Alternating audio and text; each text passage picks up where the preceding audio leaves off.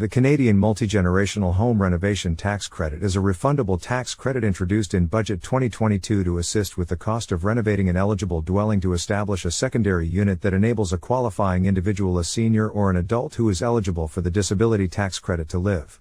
This tax credit became effective on January 1, 2023, and is available for the 2023 and subsequent taxation years.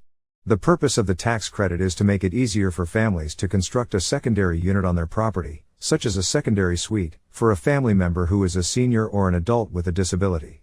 Under this tax credit, eligible families can claim 15% on expenses up to $50,000, so long as the expenses are related to the renovation and incurred after January 1, 2023.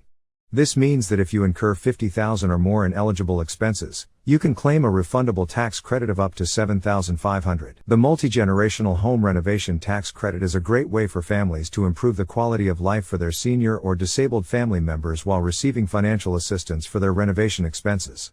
If you're eligible, make sure to take advantage of this new tax credit and make your home more accommodating for your loved ones. The link to the Canadian government website is in the description. Like and share the video.